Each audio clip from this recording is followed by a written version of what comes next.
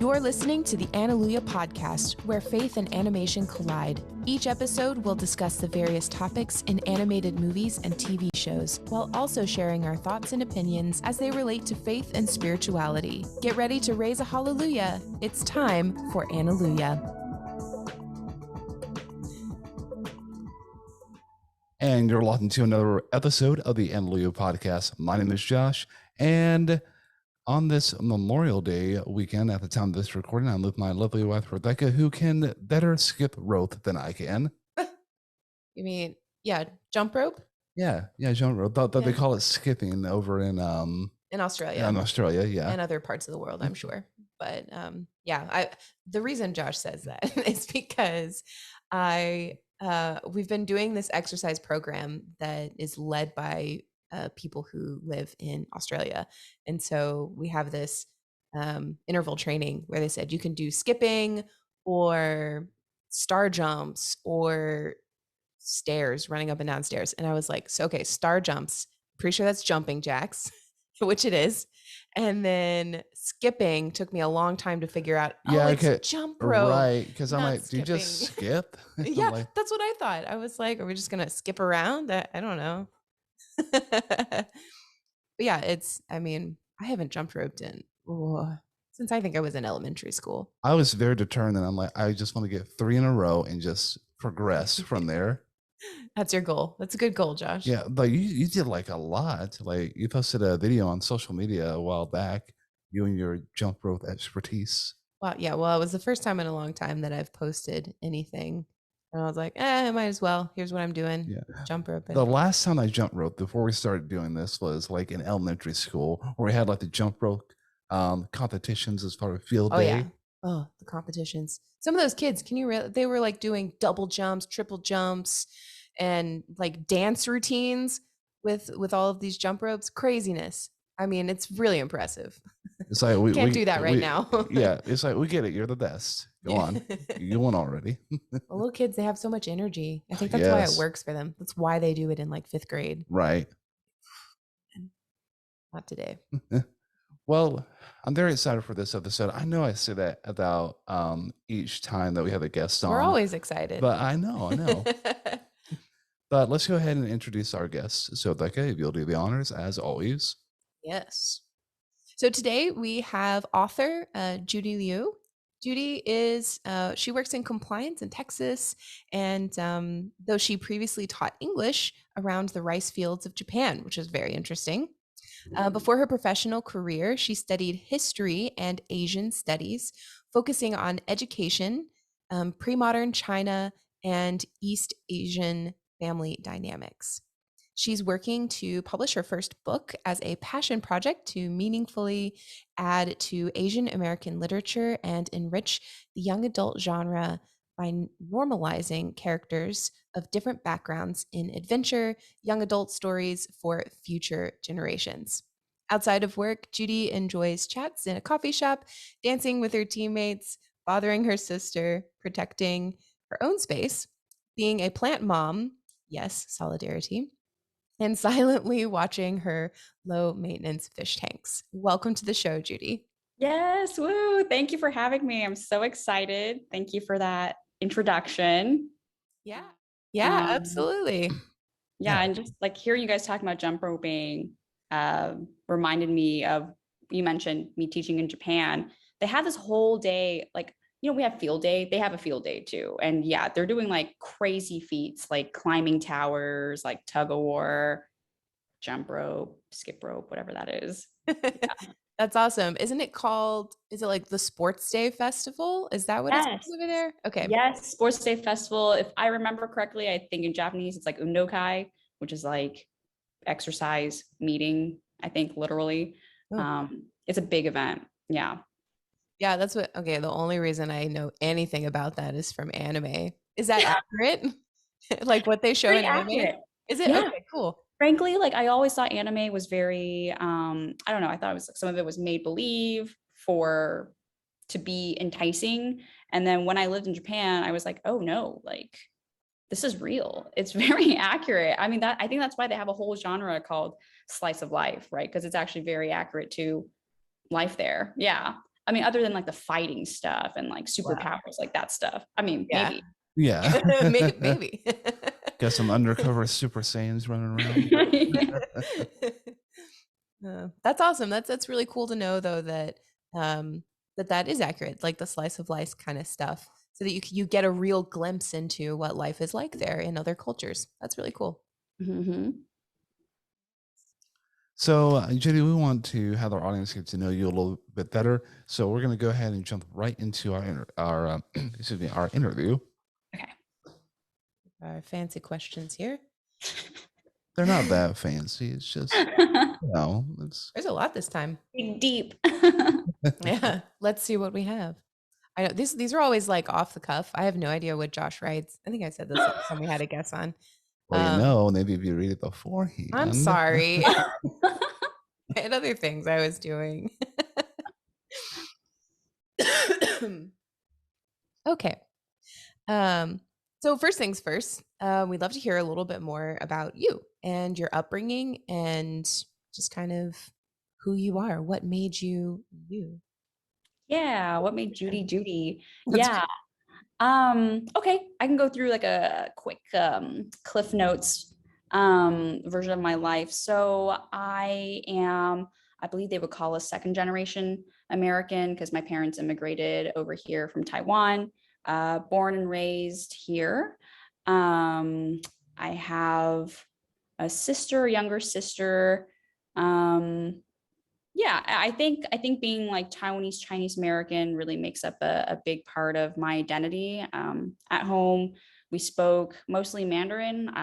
Went to Chinese school on the weekends, and that's kind of where we met a lot of our friends back in youth. And then you speak English at school, or I spoke English with my sister, but then Mandarin with my parents. And I remember back when I was younger, I definitely did not like weekend school because it was like, oh, all my other American friends are out skipping rope, like on the lawn on the weekends, or they're out like, doing things. And I'm here at school, like writing Chinese characters a bajillion times.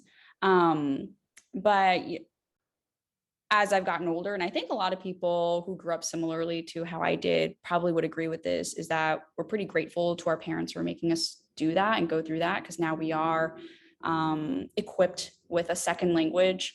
So yeah, that's how I grew up. And then I went to school all in Texas. I was born in New York, but I don't remember that.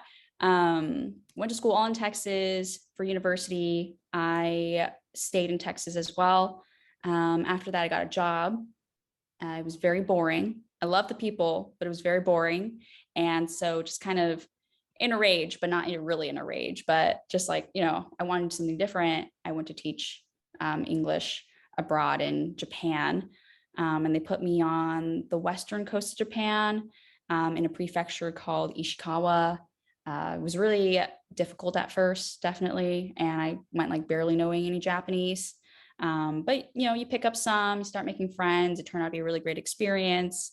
Family really wanted me to come back, so came back after a year and found a job in Texas. And have been working in, you mentioned the compliance field for a bit. And compliance is really just a fancy word for saying like, we just make sure that companies are following the laws within like internally or in how they conduct business. So a lot of times the compliance division is combined with the legal division. It just depends on how a company is set up. But yeah, that's me. Nice. So it's interesting that you chose Japan rather than maybe going back to Taiwan. What made Yeah. you make that decision? No, I mean, that's a great question. I did think about it because even though I am relatively fluent in Mandarin, I definitely struggle reading and writing, and I could be better with Mandarin. I think at home and with a lot of my friends here, we speak in Chinglish, so it's like Chinese English combined, right? You like say a little bit, and then you throw in like elevator because you don't know how to say elevator in Mandarin. But yeah, so definitely I thought about going to Taiwan or even China really because I thought could really like strengthen my grasp on the language. But it was really just luck of the draw, where I was looking at different sorts of programs that existed, and the Japanese program is one that is the one I looked at was like run by the government. It's been around for 30 and I think 35 years now. And it's, yeah, just well known. And they would cover all of my costs in terms of like flying me out there, flying me back when I was done, finding a place for me, which is really hard for a foreigner. I think it's the same case in Korea as well. I'm not sure about Taiwan, but in Japan, it's really hard for a foreigner to find a place without having to put down like a mass amount of money, because I'm not sure if this is a reason, but what I hear from my Japanese friends is that landlords are afraid that foreigners would just run or like leave. Which I'm like, oh, in my opinion, I'm like, oh, we put in so much effort to even come here. Like, we're not just gonna leave. But I get it. So it's really hard for a foreigner to find a place. So knowing that the program would help us find a place, make sure we're situated, help us apply for like the resident card and everything. It just seemed like a program that covered everything. And so I applied to it. And even though it was in Japan, I had taken like a few Japanese courses in university, and I wasn't very keen on it because I mean, my teacher was pretty tough, and all the people in my class, I don't know if this has happened for you guys before, but where you go into a class and you're like excited to learn, and then turns out a lot of people already know the stuff. Oh yeah, yeah, I've been there. Yeah. So that's what happened. So I wasn't really keen on it. But yeah, it just so happened that this program was really, I thought was a good program. So I applied, went to Japan. Cool. That sounds awesome. Yeah, there's a lot of different factors that go into making decisions. That sounded like really good reasons to make that, because yeah, it is hard to find places. I get that. So um I actually went to go live abroad in England for a year. And Wow. yeah, it was so much fun. But I went to go get really, I go, I went there to go get my master's degree, but really it was like the master's was an excuse to go live there. I love it. Yeah. Yeah. So funny. Um, but yeah, so that was really fun. I studied art history and visual culture. So like, what a perfect place to study art history. Yeah. So it was great. But yeah, of course, now thinking about it, they didn't really help me do or find places to live. I had to find that out on my own. Now that I Gosh. realize. Well, they had like dorms, but um, they were really expensive, and I was like, oh, I don't know about that. And just by happenstance, I ended up really random story and sidetrack from like your story here, but um, I ended up going there for 2 weeks, I think, before starting school. I went in like June, and school was starting in like September, I think. And so I was like, okay, I'm gonna go get my bearings. I just like went by myself, like it's Oh crazy. my gosh. Thankfully, they speak English obviously over there, and Yeah. so that was a big help. So I just like wandered around for 2 weeks basically in London, and I came across this church that I ended up going to and became my church, and just wandered into like a Tuesday night study group, basically. It Uh-huh. was like a small group setting, met a Uh-huh. couple of people there, and someone that I met there actually had a connection to a hostel that No way. like yeah, that they only it was a hostel for young women specifically, Oh. and it was run by Spanish nuns. Oh. And I know this is like really complex. I tell this story and I'm like, this sounds too crazy. That's what I thought when you first told me. I'm like, Right? well, no. So that's where I ended up staying. I lived there for a year with these Spanish Wow. nuns, and most of the girls that were there were from Spain, but they were from everywhere. There was one girl from China, and Poland was another one. And anyway, they were just from like all over the place. So it was just a really cool hodgepodge. And I got to be right off the high street, Kensington, which is like really, really, really close to Kensington Palace. So it was Oh. like, it was Wow. amazing. It was a God thing for sure of how I ended up there living life. It was amazing. Yeah, I mean, you wouldn't have known about it if you didn't find this church like randomly and join them. Wow. Yeah, it was so random. I was just like going where Holy Spirit said. I was like, yeah, sure. Cool. I'll go into this little garden. Oh, it's a church. That's cool. Why don't you go see what they're doing over there in that building? I'm like, well, all right, cool. I'm not normally that bold of a person. I was just like wandered in. I was like, hey, what you guys doing? You're like, hey, I'm Christian. Right? Exactly. I'm new here. Oh man. So Oh, yeah, fun story. wow. Wait, Uh, speaking of which, I totally forgot. I did grow up Christian. But I think we went to like Baptist churches and stuff, but kind of non-denominational, I think. In university, I was in a fellowship. And then you talking about like stumbling upon a church in a foreign country reminded me that I had a few expat friends who were Christian when I first went to Japan. They brought me to a church in Kanazawa, Japan, which was like the city very close to where I lived. Yeah, very interesting. There were, I think there was a sick person, so Sikhism. He was there, and I asked him, I was like, oh, are you, why are you here? Just curious. And I mean, it was interesting because he was saying like Sikhism is all about like learnings and he just wanted to be here to learn. And I was like, oh, cool. Okay. And then there were like old Japanese people who also attended. And, I think they were Christian. I think probably like they went to Christian schools growing up in their childhood or something. But a lot of people told me that they were there to practice English because it was like one of the few churches that had like English speakers. And I was like, oh, very interesting. It was very open. I think we had a few Pentecostal people in as well. It's just, yeah, but it's interesting. yeah, that sounds, I've never heard of Sikhism before. Yeah, it's from India, from Punjab. Okay. Yeah. Okay.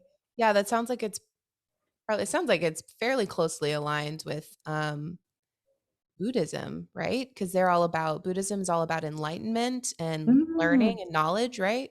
Mhm. Yeah, I can see the tie actually. And frankly, I feel like a lot of religions do have like a lot of the same or similar like undertones. Right. Yeah. Yeah. Yeah, I would say so. I think, in my opinion, anyway, I think that's because we're all looking for the one true source, and you know that is God, that is Yeah. Jesus. So yeah, it makes sense that there would be other sort of spin-offs, if you will, from the original. You can't beat the original. Yeah, because we interpret everything differently. So, Yeah. What was religion like over there in Japan? um, so speaking with my Japanese friends, and some of this might not be completely accurate because they were speaking in Japanese and I was like an infant in my Japanese comprehension. But it sounded like, there are temples and shrines everywhere. So that's, you mentioned Buddhism, so that is Buddhism, and then Shintoism. That's like really, I think, embedded in their culture. Um, yeah, I think for them, the religion is very much in like built into the culture. Like one of them said that she was Buddhist, and I had no idea, but they still go to shrines, even though they're Buddhist. And, I asked her, like, oh, what do you do for this? Like, I feel like in movies and stuff, I see them doing chants. Like, I'm not sure how it's practiced. And she's like, oh, I just go for like big holidays or something, or when I need to pray about something. So at least amongst my friends there, it didn't seem like it took like a big role for them. And I think it was just kind of built into their culture and how they approached it. And then for Christianity, I didn't meet a lot of young people who were Christian, but maybe it was because I was like in the boonies. I don't know if it's different in the city. But most of the Christian, like Japanese Christian people that I met at the church I went to were like older people. And I couldn't quite understand their Japanese as well, but I think they probably went to like missionary or Christian schools when they were younger, back during that period of history. Yeah. Interesting. It kind of sounds like the culture is here for Christianity. that there's a lot of people who say they're Christian but they only go for like Easter and Christmas services. Mhm, And mhm. that kind of sounds like your friend's experience with Buddhism and maybe whatever else they practice Yeah. over there. Mhm, That's really interesting. mhm, mhm. Hmm. Well, great. So looking back at our, oh gosh, okay. I think we've already like covered a good bit of these questions Just just by organically. chatting. Yeah. Yeah. I love it. Okay, here's a really good one. So moving more into your authorship, being an author, writing, where do you draw your inspiration and writing style from? Yeah. And like every time you say author, it just like gives me chills sometimes because you're like, oh, like That's I really am. neat. Yeah. Yeah. Like, but yeah, so a big inspiration, yeah, where I draw my inspiration from for at least for this book that I'm in the process of editing. And I'm working with my publisher on that. I think the initial source of it was from like dreams. I just like dreamt a lot as a child. Do you guys dream still? And do you remember your dreams? Sometimes, yeah. Yeah, sometimes, yeah. Yeah. Yeah. And it's just like, I remember because sometimes you wake up and you're like, oh, I just dreamt of something and it just slips like through your fingers. And you're like, oh my gosh. So I started writing like right after I wake up. I'm like, okay, let's just write it down so I have a hold of it. And also when I was a kid, I think my parents, or probably no, actually not my parents. I think some kids at school who were just playing around with me were like, hey, if you don't tell your dreams, they're going to come true. And I'm like, oh, it's like the same thing as like blowing out the candles on a cake, right? It's like, oh, you don't tell anyone your wish so that it comes true. Have you guys heard of that, or was it just Uh-huh. me? Okay, Yeah. okay. You're not um, but yeah, so I think they said that and then like they applied it to dreams and like, oh, if you keep your dream a secret, it's gonna come true. And so I was like, I don't want to keep it a secret. Like I have nightmares. So yeah, I would write about it. And then from there, dreams don't make sense. So I don't think it could make like a book. But other inspirations are definitely from like anime, because anime is kind of ridiculous and also just really fun. And I feel like anime has just a huge breadth of topics that it hits on, different types of characters, including animation as well. Animations are really cool too. Just yeah, there's a lot to draw from there. And also, I just watch a lot of it. So I think naturally I pulled a lot from there. For this book specifically, I think a lot is also pulled from books I read in childhood. So have you guys read like the Golden Compass series? Oh, yeah. Well, I don't think I read the books, but I know I saw there's a movie that came out a while back. Yeah, with like Nicole Kidman, right? Yeah, I think so. Yeah, yeah, yeah. So like that, because they're traveling in different worlds and that. There's the Narnia series. Did you guys read that? Love Narnia. Yes, I've read that Yeah. was it great. multiple times now. Yeah. Love it. And so I think a lot is drawn from that. Um, Obviously, there's a bit of dystopia in what I'm writing right now. And so I think the big dystopian book is 1984, George Orwell. So yeah, I think a lot of those books and Harry Potter is just a classic YA, like magical story. I didn't pull like concepts from there per se, but in terms of like structuring and how in depth the characters were, like I thought that was a great place to kind of pull inspiration from. Yeah, the character development in Harry Potter is really, really good. They make Yeah. J.K. Rowling did a really good job of making you want to engage with the characters and really care about the characters, which was really good.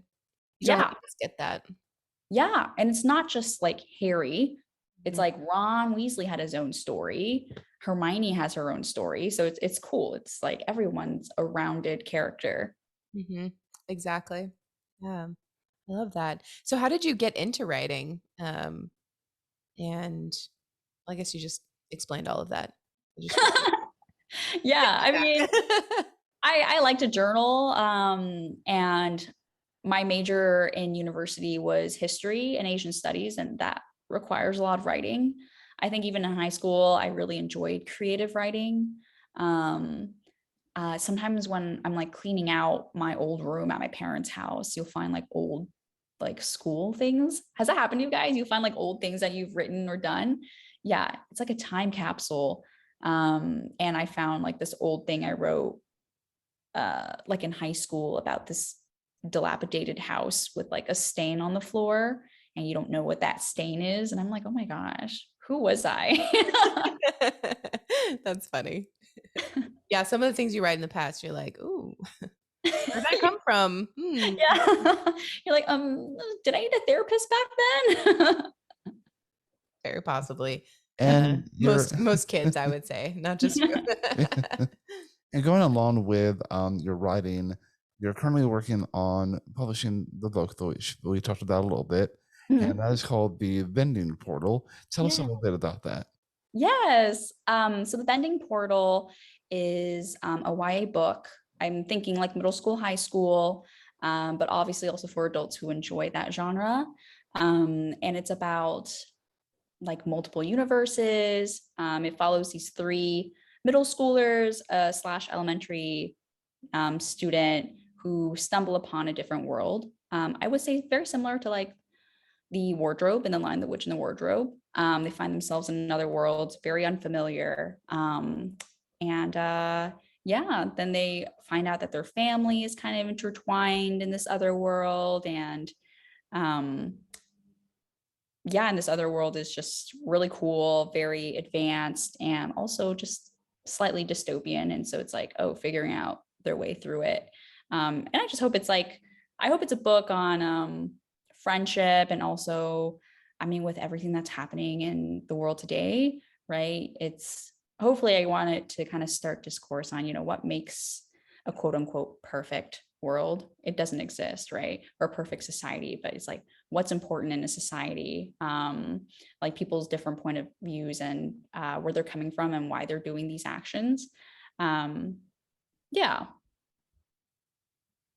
Nice. Yeah. Did you ever, okay, so growing up, I'm guessing you read young adult books, right? Yes. Yeah. So I did too, obviously. Mhm. I love those. The fantasy young adult genre is really cool. And a lot Mhm. of times I found myself thinking, this is supposed to be like a middle schooler. Can they really do all of this? Did you Yeah. ever find that to be true when you're reading those books? Yeah. I'm like, wow, they're doing a lot. And same with anime, right? They're like always middle schoolers or high schoolers. Right. And I'm like, what? Hmm. Yeah, Yeah. the one I'm thinking of is oh my gosh, what's the name of the show? Takamichi is the main character. Right. Yes, Tokyo Revengers. Yes, Tokyo Revengers. They are supposed to be in middle school. And I And I'm don't like, believe there for 1 minute. what? Instead, you're having these like knockdown, drag out fights that are so intense. And you're like, Yes. I don't know. I'm not sure I believe that you're really in middle school. I know. Same with like Pokemon or Yu-Gi-Oh, right? Like Mhm. they're they're at like teenagers or tweens maybe. Yeah. Yeah. So much going on. And I love the idea of the vending portal being, it sounds kind of similar in a way to what we're going to be talking about a little bit later. Is that true with like bending powers Oh, or well, not so much? not so much. It's very literal. Okay. Just vending machine. And I guess a part of that is inspired by just me living in Japan. They have vending machines everywhere. Oh, that's where the name came from. Okay, that makes a lot more sense. Yeah. And like even in the middle of nowhere, there's this vending machine that for some reason works. And they're incredible. You can get like hot drinks during the winter from it. It is, I love them. And so yeah, basically they will enter like worlds through a vending machine. That's why it's a vending portal. Yeah. Okay, cool. I mean, apparently there's like all different kinds of vending machines all over the world. There's like really strange ones. What's the strangest vending machine, since we're talking about them, that you have ever seen? Uh, I know Japan has a bunch of very unique ones. Yeah. And I've seen videos that they have like pasta ones, ramen ones, like, oh, there's beer ones, there's beer vending machines. Oh my I goodness. have no idea how they're like age checking through that, but those exist. For me, there was this vending machine where everything's like wrapped up so you don't know what it is, and it's $20. So it's almost like A mystery vending machine. yeah, a mystery vending machine. And so you don't know what you're gonna get. And it's also $20, which is kind of a lot. And usually it's like a flush down the toilet. It's like a keychain or something, but it's like on the off chance you get something really nice. So that's like, I guess, kind of like the most unique one or weird one that I've used myself. Yeah. Interesting. What did you get a keychain when you did it? Yeah, it was a keychain. Ugh. Yeah, and it wasn't even cute. It was like this really Aw. kind of scary teddy bear thing. Ooh. I thought it was like possessed. I was like, I don't know. We're gonna give this one away. Yeah. Regift. Yeah. Yeah, I was like, I can't throw it away. I must regift. Yeah. Yeah, $20. Woo. And since we're talking about Japan and we touched on anime a little bit, tell us a bit about really, like, I guess, like your top 3 or your current anime that you're into. Ooh. Yeah. Oh my gosh. Top 3. Okay, so there's this kind of unknown series called Yakitate Japan. I can see from your faces you've never heard of it, which is totally No. okay. But let's see, for reference, have you guys heard of Food Wars? Yes. Yes. Love Food Wars. Yes. Okay. This So one especially. Yes. yeah. Yeah, oh my gosh. But yeah, so it's kind of similar to Food Wars in that they're having cook-offs, but it's like bake-offs because they're baking bread. And then the judges will always have like a reaction to the bread. Like in But Food Wars, all their clothes just I off, right? know, yeah. So yeah, it's more PG in Yakitate Japan, where they're just like, whoa. And a lot of it is like word play and puns in their reaction. So yeah, so I like that. Yakitate Japan's one of my top. I think I have to say, ooh, I really liked Full Metal Alchemist Brotherhood. It's really good. And I love JoJo's Bizarre Adventures, which I mentioned to you guys right before we recorded. But it follows like a family of these like incredible people. And it's just kind of ridiculous because they're all striking poses and fighting. And yeah, I mean, I like ridiculous shows. So I really like those. What about you guys? Oh man. Oh gosh, there's been quite a few. Recently we've been going back through Shield Hero again. Yeah, we And just finished it that's last good. night so that we can start the second season. Oh, Well, I think we have like 1.5 episodes left. Oh, okay. We fell asleep. It was a bit. It was late. is it that good if you're falling asleep? I guess Oh, it was like midnight. Yeah. Yeah. Like, oh. So yeah, that one's good. Demon Slayer, of course, is always a great Always one. the top. Mhm. Yeah. Yeah. Spy Family right now is excellent. Oh my gosh. Everyone is recommending Spy Family to me. I need to start it. Yeah. It's not just a good. bunch of hype. It is really good. Okay. Yeah. Sometimes you're like, okay, it's too much hype here, but no, it actually is really good. It's cute. Okay. It's like this makeshift little family that happens to be imperfect and yet perfect. It's great. Ooh, love it. Yeah, but I think those would be our top. I know that there's like a lot of new anime series that I'm trying to get into. I think the last new one that I've started is A Couple of Cuckoos, which is about two people, boy and a girl, who were switched at birth. So Oh. their parents are not their biological parents, and it starts out that the girl that this guy meets is the daughter of his biological parents. And Whoa. there's this whole like arranged marriage thing, Talk so they about want to keep it awkward. all in the family. And I'm like, but I Huh. mean, it is very comedic. I've only watched a couple episodes, so Uh-huh. I can't really recommend it at this point, but it shows promise, I guess.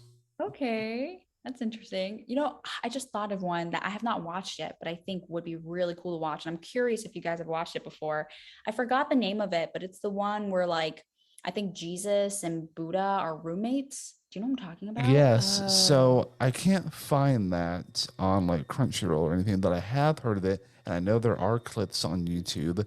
Yeah, That would be a very interesting one to watch. I know. Huh. it would be. Yeah. But yeah, but well, because you have these like two diametrically opposed, faiths and representations. So yeah. One Mhm. thing that like we watched, I don't know if you've seen it, because it came out in theaters in January and had a run in the US for like a few weeks, but it was called Belle. Yeah. That was No, great. I've never heard of this. What is it about? So it is about this girl who through a traumatic event, she used to love to sing, but like she doesn't sing anymore. She's kind of in the background, and she has a couple friends, but she kind of like keeps to herself. Well, she gets into this like quote unquote like social network called the World of You, It's like and a virtual reality type of mhm, a game, I guess. Oh, kind of like Sword Art Online. In a yes, way, yeah, in a way, yeah, but not necessarily yeah, not fantasy. yeah, More of like a not fully. social network. Right. And she um, creates this character named Belle, and this is a way to get her singing out there. And she meets, it's a little bit reminiscent of Beauty and the Beast. It has that one element of it, but it's a very original story. Yeah, Oh, it's Yeah. really, really good. Much deeper than you would think it would be. Then again, I mean, it's anime. Anime like dives real deep I pretty know. quick. You. Is this um, a movie? hmm? It's a movie? Mhm. Yes, yes. Yep. Okay. It's I believe. available to buy or rent on iTunes and I think Amazon as well. Hmm. Huh, interesting. Yeah, Yep. Very good. Highly recommend.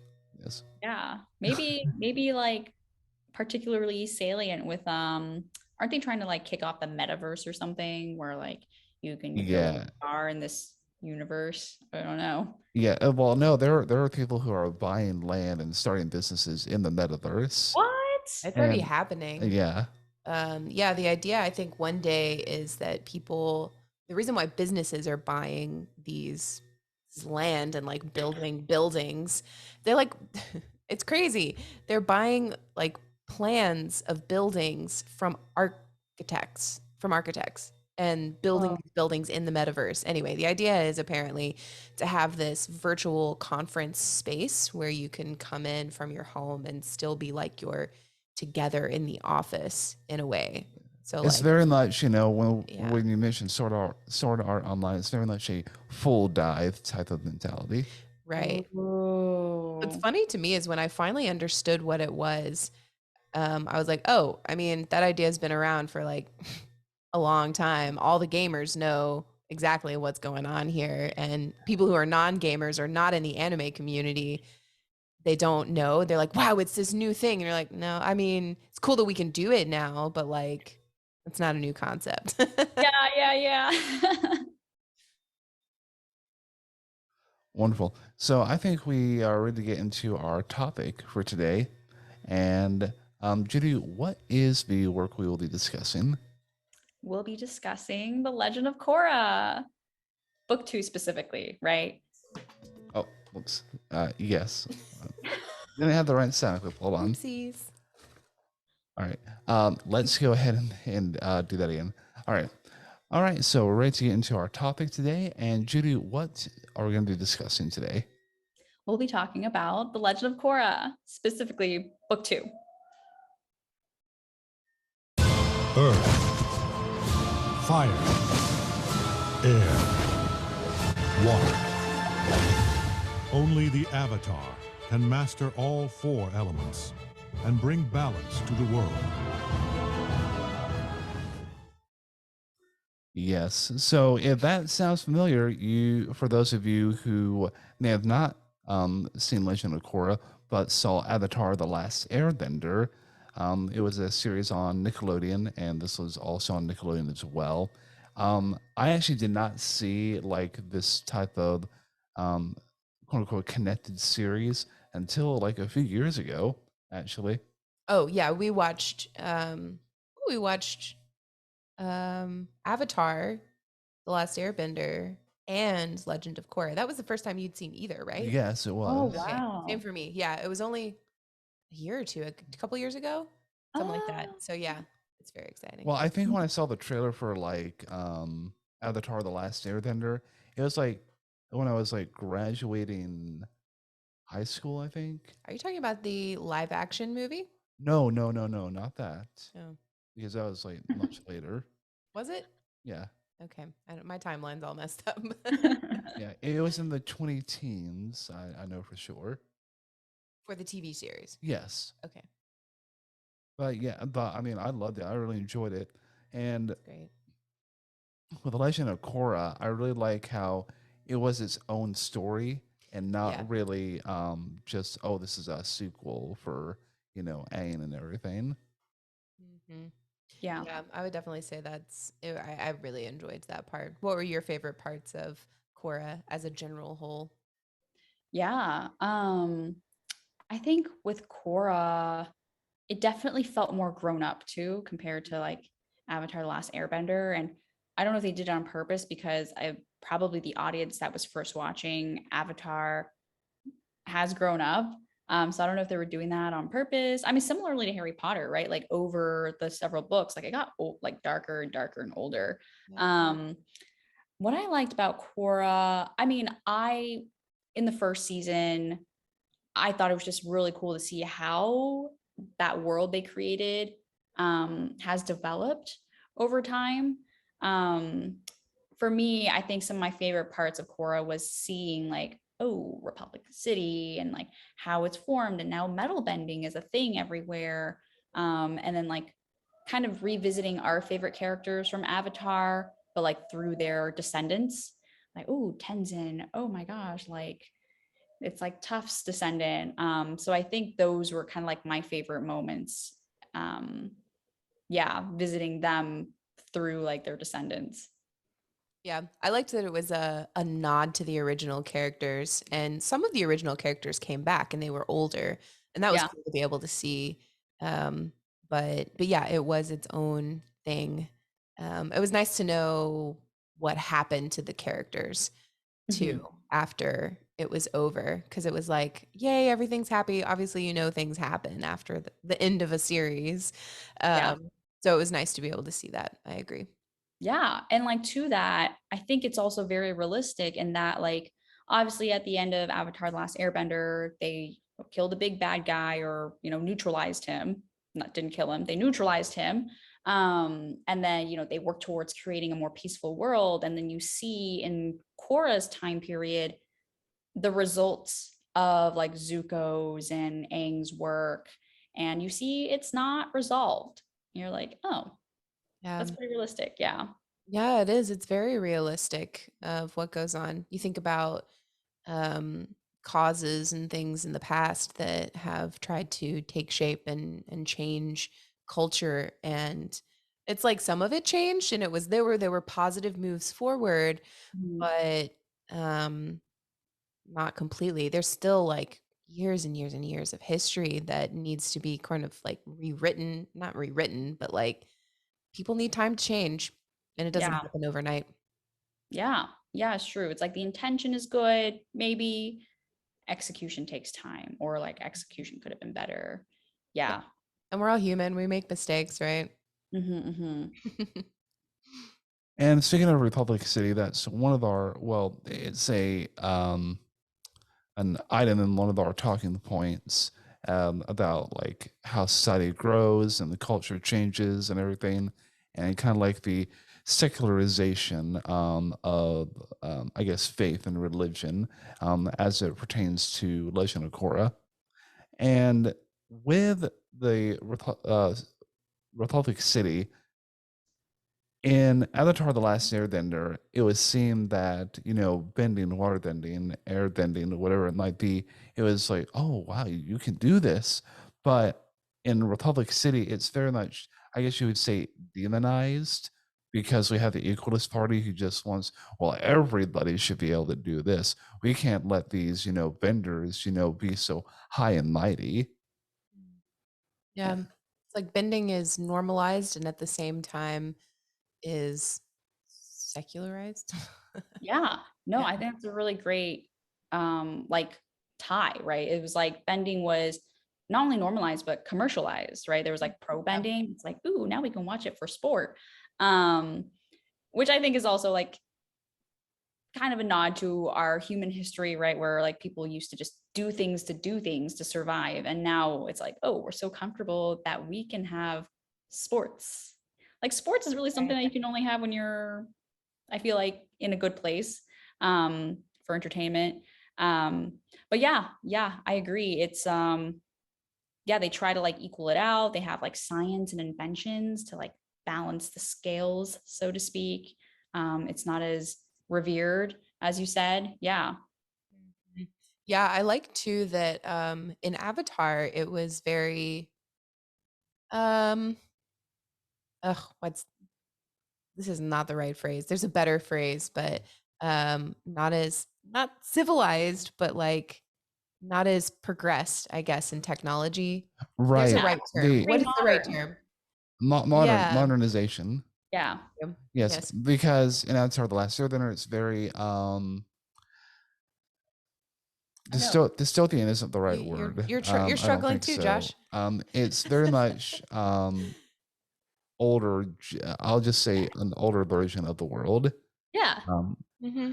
and whereas in Legend of Korra, it's very much they have some of that in the Water Tribe still, but in Republic City, it's very much modernized, what we would see today Mhm.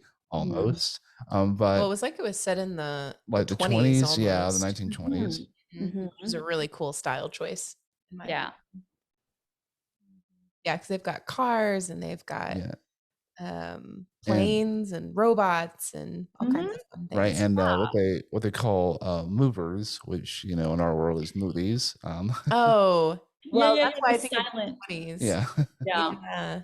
Yeah. It's very much like the industrialization. Yeah. And with talking about like these secularization in relation to faith, I think in Christianity particularly, there was a point in time where we took this, again, still revered, but more so solemn and serious um, faith aspect, and we commercialized it. Again, we have books, we have the coffee shops in a lot of the churches, and we have CDs, music, and it's Mega churches. yes, Yeah. mega churches. Again, Hillsong being one of them, Bethel, another one as well. And I think it takes away. I mean, not trying to be controversial, but I think it takes away from the true meaning when you have all these other things surrounding it. I mean, would either of you agree with that or disagree? Well, I think it takes away if you focus too much on it. I don't think those things are inherently bad. Having a bookshop in your church, I was pretty cool actually, because then you know where you can go to like source good books that your church recommends. That's cool. You have a coffee shop in your church. Awesome. You can just have a nice place to go get fancy coffees before you go into service. Yeah. Uh, Early morning service. Yeah. yeah, exactly. But I think it's remembering that it's not a business, it is a church, I think is important. I know for like our church, we've got a coffee shop in our Yeah, church, and they use the proceeds to go towards a where is it? I think it's an addiction center yeah. where they help. Place of hope. Yeah, to help people Wow. get out of addiction, which is really cool. Oh, yeah. Um, so yeah, so I think it can take away if done inappropriately, but I think Mhm. it can also enhance. I think it's okay. Yeah. Yeah, I've wondered if it's like kind of meant to initially like draw people in, perhaps, because a bookstore is cool, coffee is enticing. I've had like Christians and non-Christians alike talk to me how churches are very interesting to them these days, or as of the last several years, because a lot of popular churches focus a lot on like songs, right? Like, exercising your faith through song, and some of them have really incredible like production value. There's like lights, there's like projections, a whole band. So people have wondered like about that to me, and I feel like at least in that aspect, they do it because it's kind of, maybe it's easier to reach out to people through song. Like song is something that a lot of people can enjoy, and then perhaps like you spread the word through song. But I'm just curious, like maybe these methods are ways to draw people in first, and then you, as you said, Rebecca, like just as long as they're not focusing on it, it's not like their main thing. Yeah. Yeah. Most definitely. I mean, it's about changing the method, not necessarily the message. Is something I've heard a lot of. But secularization, at its core, is replacing religious values and traditions with non-religious values and traditions. And I think that's where you kind of enter into muddy waters when that starts entering a place of faith or religious tradition. Yeah, I think when I had a thought and then it just like disappeared. It happened. I was like, I want to say something, but I don't remember what I was Well, going to say. relating this back to Korra, we see this with the quote unquote festival, the ceremony that takes place in the Water Tribe. Yeah. And we have Master Rin, starts with an R. Well, he's the bad guy Yeah. in book 2. Yeah. And Korra's uncle. yes. Like Torlock, right? Or was it? Oh, yeah. Or was it Unalak? Unalak? Yes. The two. One of those, yeah. Yes. Yeah. And I'll play the sound clip here, but Mr. Unlock, he is talking about like how it used to be, where he says, "Oh, this used to be so serious and revered, and now it's just turned into, quote unquote, be like a circus." So I'll play that a little bit. It's a shame the Southerners have abandoned all connections to the spirits, even during the most hallowed times. I've always loved the Glacier Spirits Festival. It's fun. This festival used to be a solemn time of fasting and meditation. Now it's just a chance to watch some rube try to stick an entire Arctic hen in his mouth. It's a great place to stop. Yeah. I think, and there's, Josh, you mentioned before you played the clip, a carnival. There are some churches who literally bring a carnival on stage. I'm pretty sure it was a Hillsong church who did that once, that there was like a roller coaster on stage where like people came in, the pastors came in on the roller coaster thing, and there were like elephants and it like, okay, that's too far. This is just pure entertainment now, and this is not church. Yeah, where's that money from? From the people, probably. Yeah. So it's it also and I think all of us may have this growing up when we went to church. It's like, oh well, we're not going to have a Halloween party. We're going to call it a fall festival. Yeah. And essentially, it was just trunk or treat as it's known today. And I think one of our friends is like, yeah, one of the rooms like we had as like the Sorting Hat room. I'm like, from Harry Potter in a church. That seems odd. Yeah, and it's like I mean, you do you. So yeah, it's really sad though to see in Korra that, like Unalak was saying, which I'm pretty sure is his name. I could be wrong though. That it. If you're listening, you're a diehard Korra fan. Please don't roast us in the comments. Yeah, please. So he was saying that it used to be a very spiritual time and all of that, and now it's just a way to have fun. And how sad that is, that is what, because they lost their connection Hmm. to the spirit world and the spiritual aspect of what was real, Hmm. more real than this fun festival. Yeah, it's fun, but like you're forgetting the spiritual realm that you're connected to. Hmm. The same could be said for us today. Of if you have all the hype and the festival and the fun and the carnival, you're potentially sacrificing that connection to the spiritual realm. And Hmm. um, what good is that ultimately doing? Yeah, yeah. I think they focus a lot like on balance in book two, right? They're like, oh, like, it's falling out of balance, which is why all these dark spirits are coming.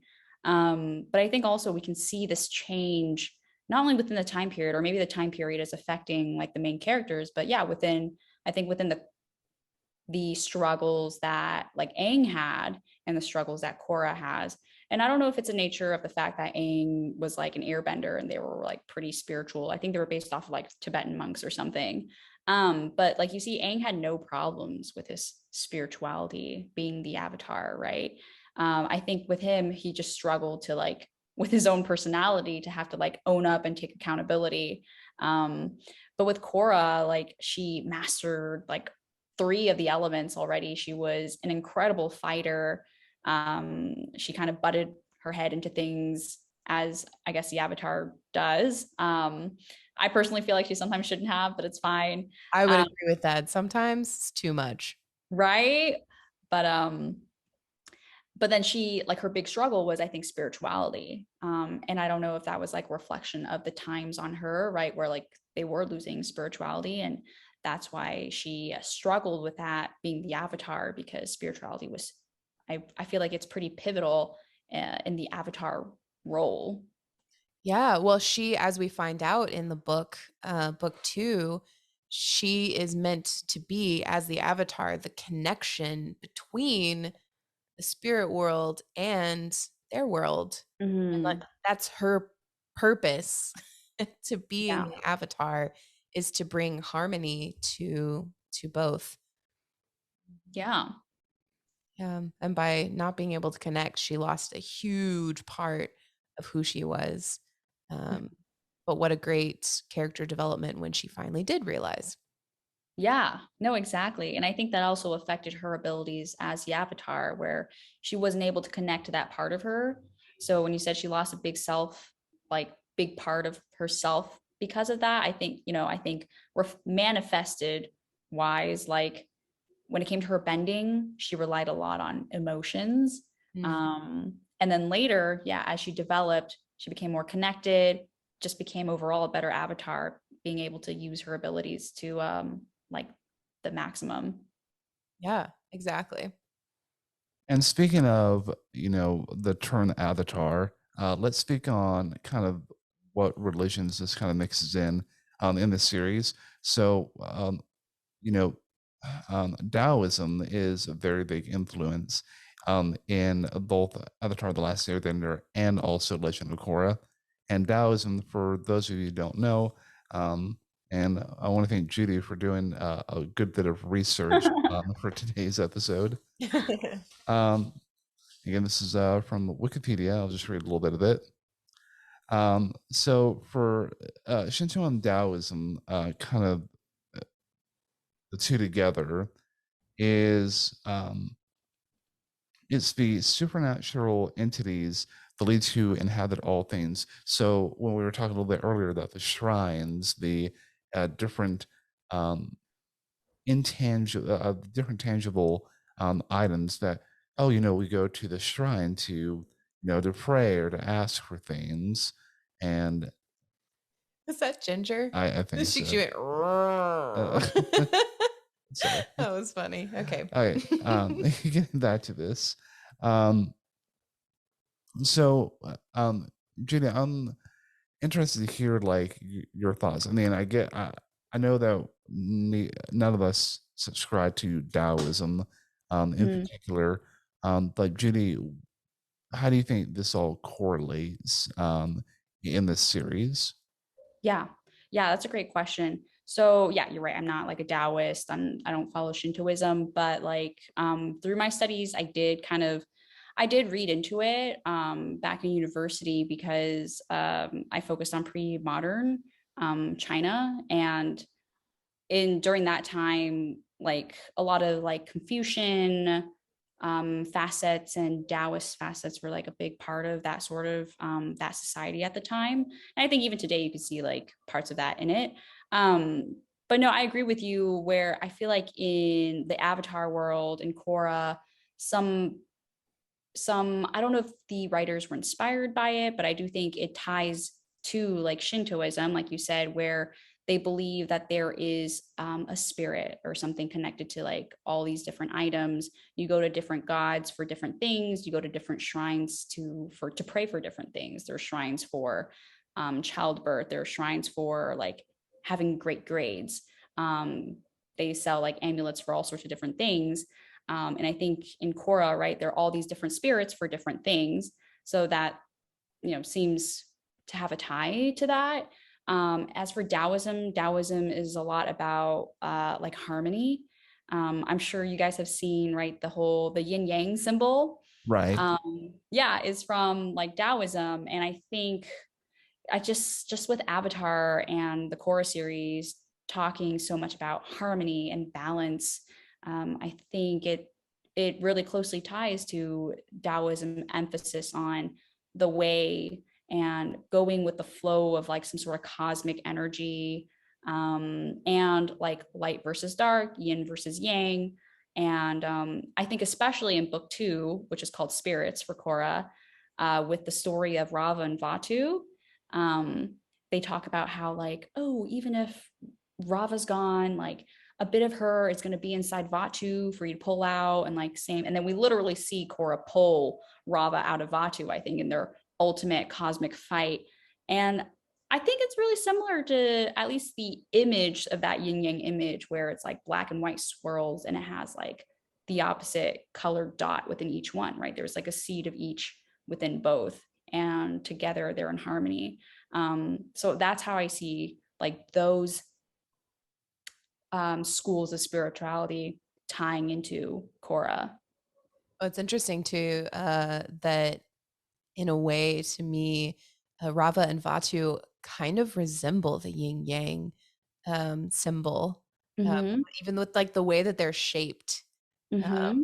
They're very like large at the top and then kind of get small with a tail at the bottom. Yeah. I agree. Especially when they're fighting too, right? When they go into the story of Wan, the first Avatar, and Mhm. they see them fighting, and they're like, they're together and they're like tumbling around. I can totally see that. Yes, and getting into actually that that's kind of like one of our main focuses is light and dark, Mm. in the relation to Radha and Batu, and we see this in the story of the first Avatar, Wan. And one thing I appreciate is the animation style kind of like changed a bit when they were Loved it. telling the story. Yep. And Wan, kind of reminded, he had like Aladdin qualities in the first story, running from Yeah, he guards, did. stealing stuff, and Bread specifically. I was like, yes. okay, that's exactly what Aladdin did. But he wants like something more. He doesn't want to be like this person who just steals all the time, and so he joins this quote unquote team, army, to go out and um I guess round up all these like different like spirits, and he gets the um power of fire bending from this tiger shrine, I guess you would say. Lion turtle is what they call Lion it. turtle, Yeah. yes. And he's basically forgotten about or like left behind from the team, the army, and he goes to live among the spirits so that he can have forms that connection, because during that time of Juan, the spirits were very reluctant to have them and have the one and have it where they live, and just have Just a minute. Ollie.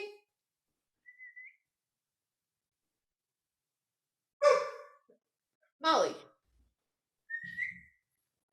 Here. Go in. Good girl. Okay. All right. But the spirits are very reluctant to have one and have it light their land, because one of the spirits says, I've never seen a human. You have no regard for us, and all you brought is like destruction. But then one like ends up saving a spirit from this army team, and I forget his name. It's like a the lemur looking lunar looking spirit. He's a little scary looking, just saying. Yeah. I was like, oh, I don't know about him. And he and he's like, well, I've never seen a human, stand up for a spirit like that. So you can come in. I've never had a human as a pet, so I'll call you Stinky. It's like it's one. It's like I prefer to call you Stinky.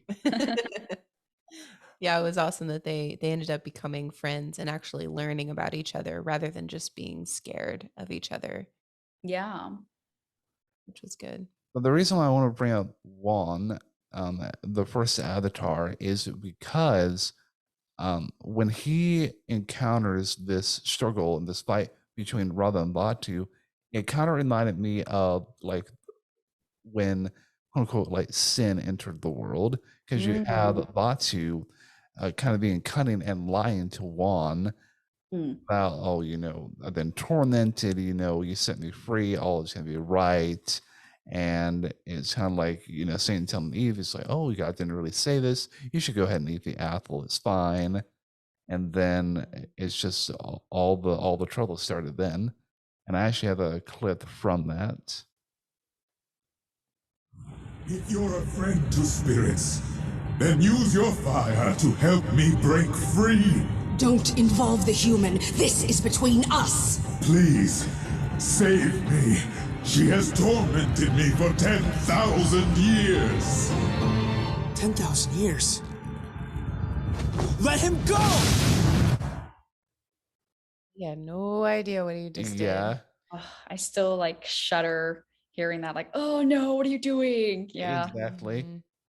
Because again, the reason that they're struggling is they've done that throughout forever. I mean, and that it's always the struggle between good and evil. And when talking about yin and yang, light and dark, I believe at face value there is truth to that. That to have balance, we do need a little bit of that, because we all To have have a balance, we need what? we need Light and dark? light and dark, yes. Because just as the day and the night, we all have a light side and we have a dark side, but we have to choose like what side of that is the majority of us. Well, I think to dig deeper into what you're saying, there is both light and dark in the world. As humans, I believe before Christ, we cannot do anything but evil. We are inherently evil because sin has taken over and killed and cut off that spiritual connection that we have with God, which is why we need Jesus to come in and make us a completely new creation and offer that connection to God, to the spiritual world again. And only then can we choose goodness and light, because we are called to put off the old man and put on the new. And that, I think, is where the struggle comes in for the Christian. People who are not Christian,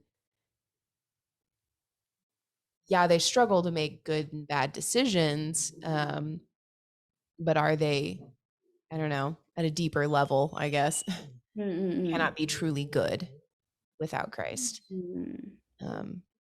Interesting. I think no, that's interesting.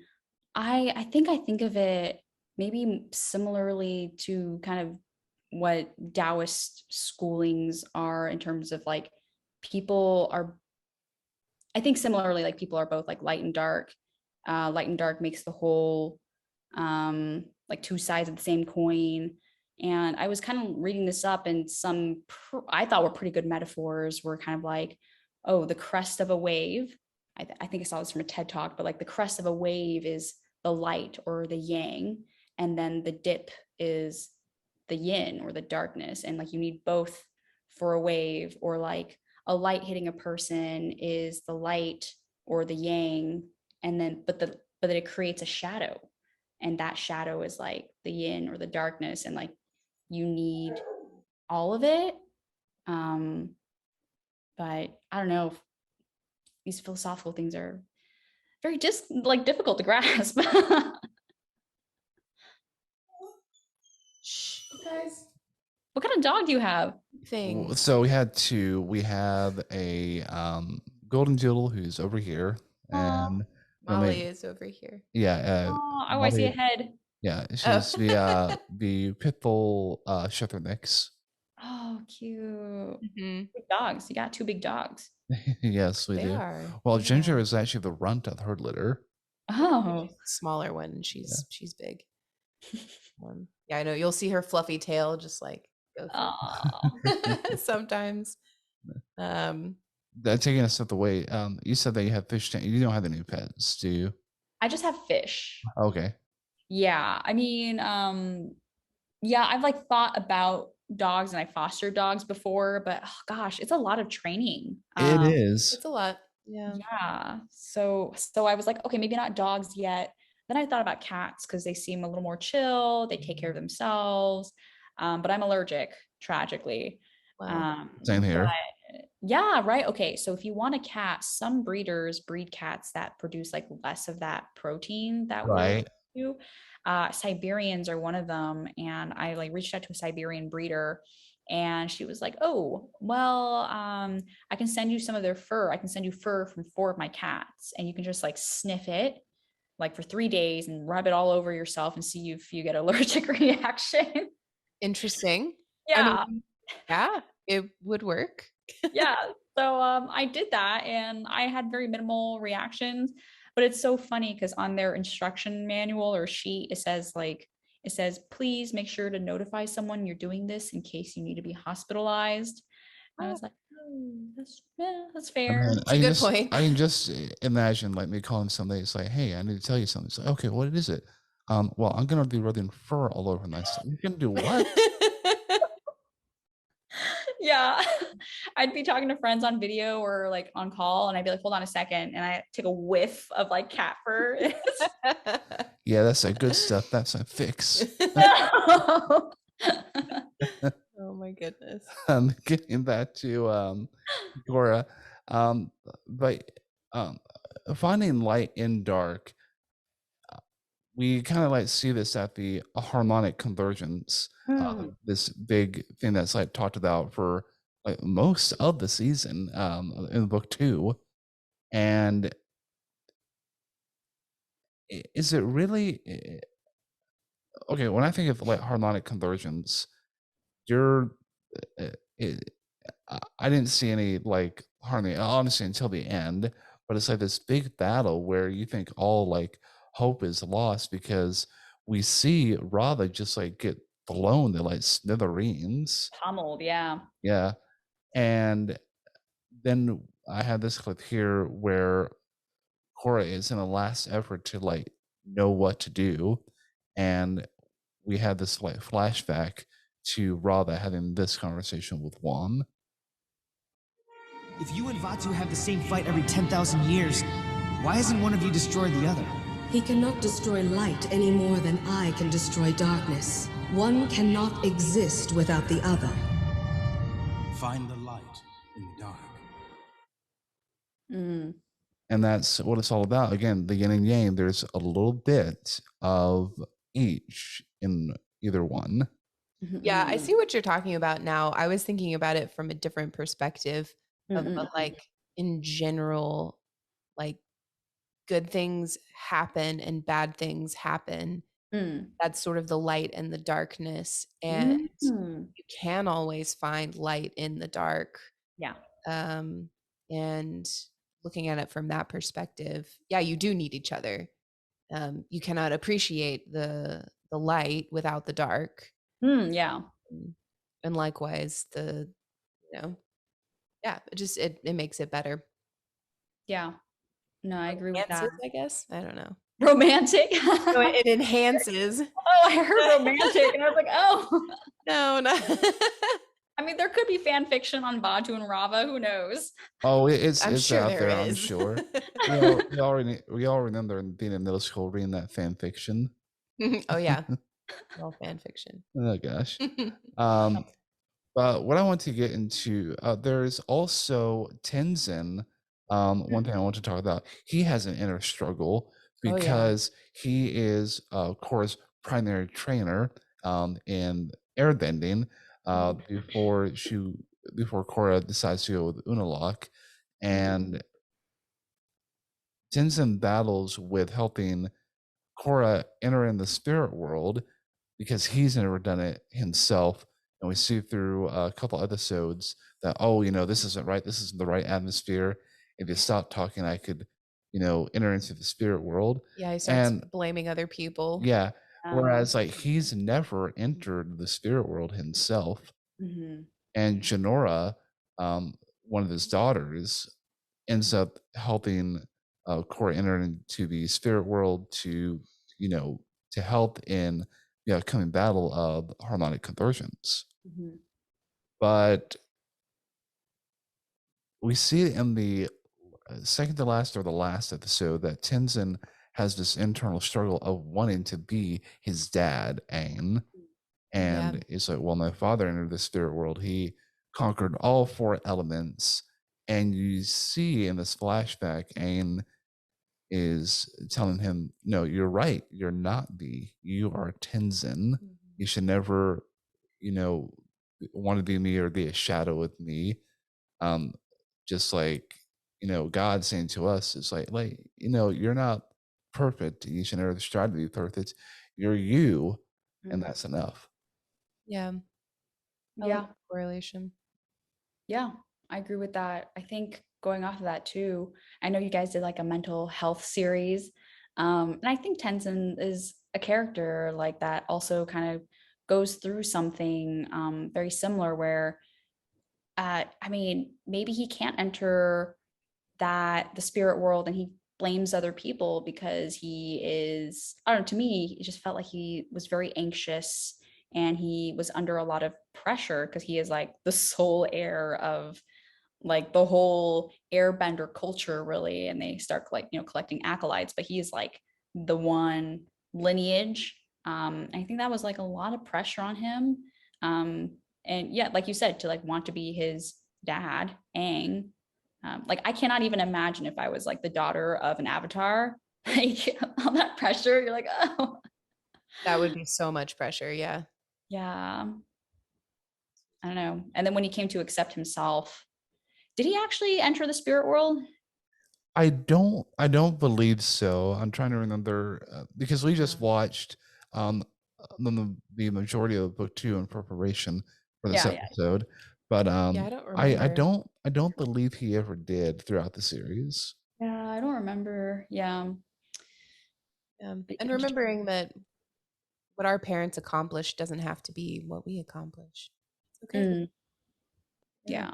And I know we talked about this in one of our episodes. I think it was actually in our Turning Red episode, where we're given no, we also talked about it with Carly on our Inside Out episode, where there's this image of, or this tendency of their parents wanting to live vicariously through their children. So, well, I never played soccer. Like you got talent. I want you to play soccer.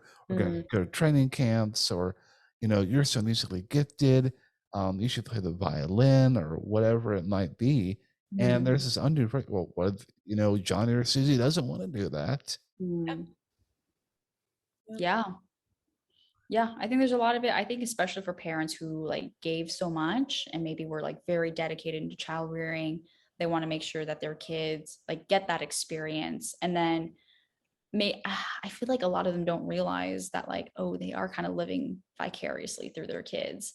on things that they wish they did, which is really sad. But I don't think Aang did that to Tenzin though. Tenzin was just all, I feel like it was very much on Right. himself. It was self-imposed on Yeah. himself. Yeah. Tenzin's very uptight, I guess. Yeah. Very structured individual. He likes all of those things, which is great. I just remember him talking about his itinerary, wanting to go to all the different air temples, and he's like, "No, Yeah. we're going at this time and this time." And everyone's like, "Come on, Tenzin, show us your vacation, Tenzin." Yeah. Yeah. Oh my gosh, can we talk about Tenzin in oh, this might be in a later book, but Tenzin in that like flying squirrel suit. Do you know what I'm talking about? I think Oh gosh, I forgot about that. yeah, it comes in like later, I think, when they're in the Earth Kingdom, and they're creating like creations for people who like popped up being airbenders. This is like in the other book, so not related to book 2, but it was like the first time he's like not in robes, and you're like, whoa, Tenzin, like he's actually pretty fit. Yeah, He is, I like that we do get to see at certain points in the series, we get to see a little, laid back Tenzin, Yeah. curious, and yeah, it's and his brother Booney. Oh my gosh. He's Yeah. I love that they're all so different. Yeah, they're all so different. Yeah. And okay, the guy, I can't remember his name, but it's the guy who, his assistant Julie. Oh, Varric. Varric, yeah. Yes. Oh my gosh, I love Varric. We always had a running joke because she has a sister named Julie. Oh. Yep. And we're like, Julie, do the thing. Yeah.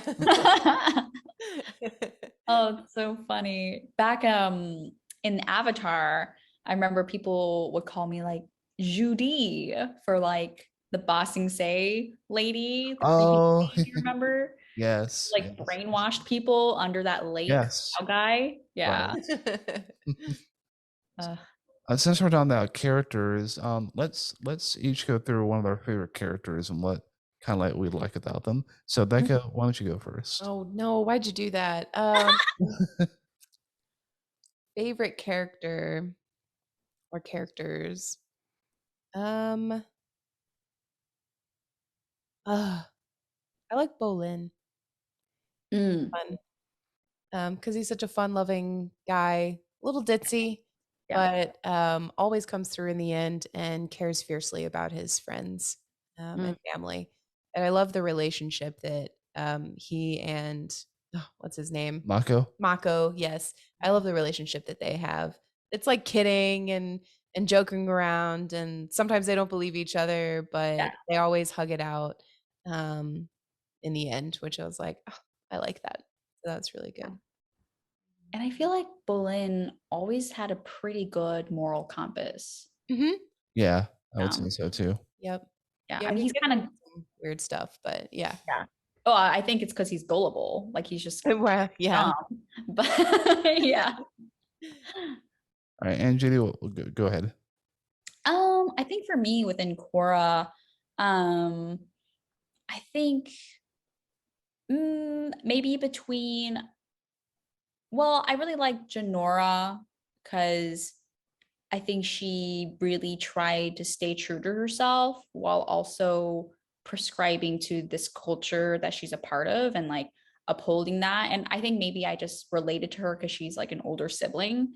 And she's always trying to do the right thing. And then later, like, her dad Tenzin lets her, he's like, okay, you can lead Korra to the spirit world. Like, he lets her become herself. And, she ends up kind of saving the day when Korra's about to get beat up because Rava's taken out. Like, Janora shows her the light. So I like that path of like, and I found her character really relatable. I also really liked Asami, frankly. Like, she was this cool, powerful lady.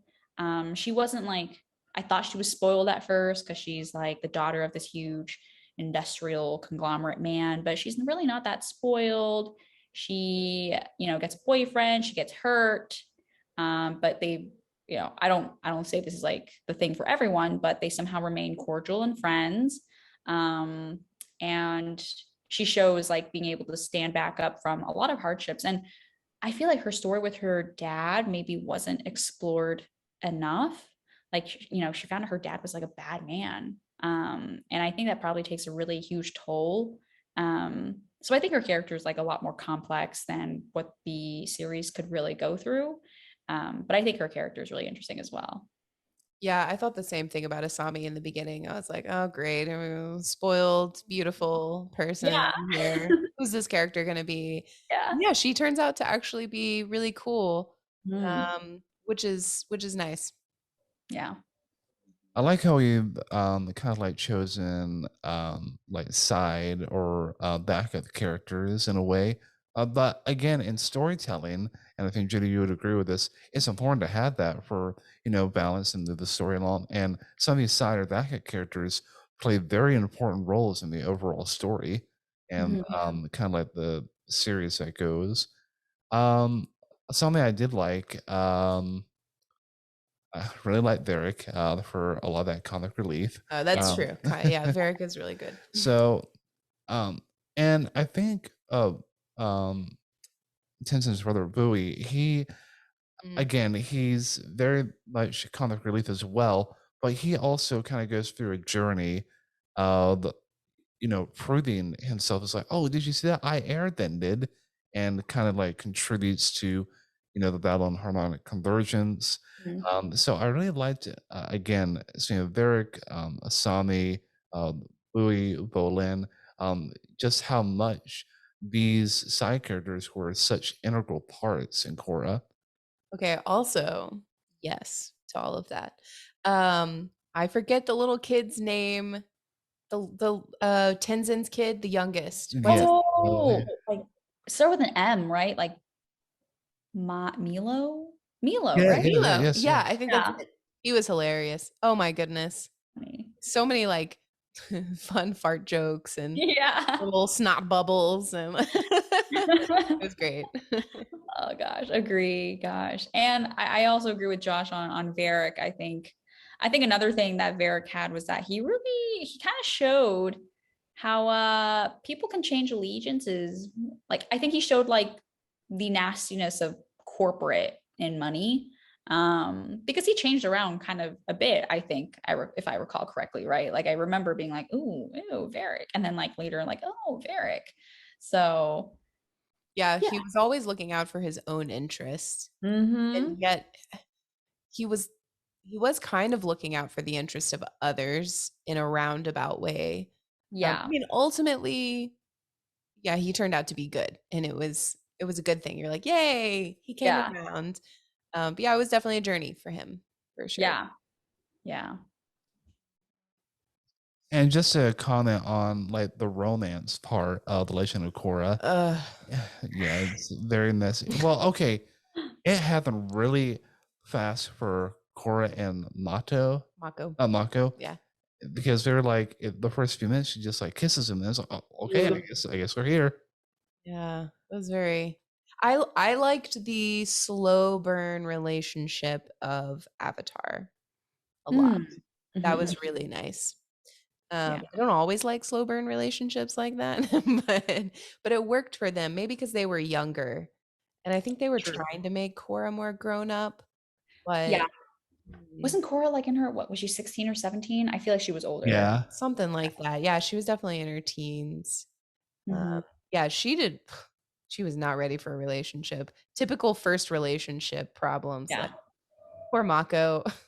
Yeah, Didn't know what to do. Yeah. It was hard to watch some of those. You're like, Korra, come on. What are you doing? Don't be that way. yeah. And the worst part, like when she loses her memory and goes back to Mako. Oh my gosh. And you can just see the cringe on everybody's face. Was it that bad? It's like, no, it wasn't that bad. And Swami's like, you jerk. Yeah, she had a right to be pissed. Oh yeah. Yeah, I mean Mako too. I think he was just like not ready for a relationship. He was all like wishy-washy between Asami and Korra. Like, And you can see he doesn't have a lot of experience with relationships, because there's a scene where in book 2, that Korra's trying to kind of like find her path to um, having controlling and being able to bend all the elements. And she goes to Mako. So what do you think I should do? It's like, well, I think you should do, what your heart tells you. She's like, thanks. So, well, what do you want me to do? Yeah. For nothing. I want your opinion. Yeah. Well, I think we've kind of covered everything as far as our talking points. Judy, was there anything that you wanted to add in or make sure that we covered? I don't think so. I do think we like covered a lot on, secularism, the different faiths within Korra, light and dark, how this is tied to like what we see today. Yeah, I think we touched on a lot, plus more. Yeah, absolutely. And for those of you who don't know, we do have a YouTube channel. It is pretty recent. So if you want to see the full conversation, go to our YouTube channel and you'll find our full conversation and interaction with Judy Liu. Judy, before we wrap up, if people want to follow you and kind of see what you're up to, how can they find you? Yes, thank you. So my author Instagram account, follow me on Instagram at Judy Liu, JUDYLIU _author, AUTHOR. I know it's not like really creative, but my publisher was like, oh, just do that. And I was like, okay. So there's that. You can also reach out to me via email, judy@thevendingportal@gmail.com. I'm not super high tech right now, but I think those are the main ways. And the book comes out like later this year, if all goes well, and you'll be able to see it on like Amazon and Barnes and Noble at the time. But currently going through copy editing right now. It's exciting. Yeah, really exciting. It really is. Well, we hope everyone has enjoyed our conversation with Judy and also talking about Legend of Korra. Again, if you like this episode, go ahead and comment on our social media. Again, we can be found on Instagram, Twitter, and Facebook. And if you really like our podcast, go ahead and give us a 5-star review on Apple Podcasts. And until next time, we will see you all again. Bye, everybody. Bye. Thank you for listening to the Analuia podcast. Be sure to follow us on Facebook, Twitter, and Instagram to keep up with all the latest information. We would love to hear your comments and questions about today's episode, as well as suggestions for future episodes. You can message us on our socials or email us at contact@analuia.com.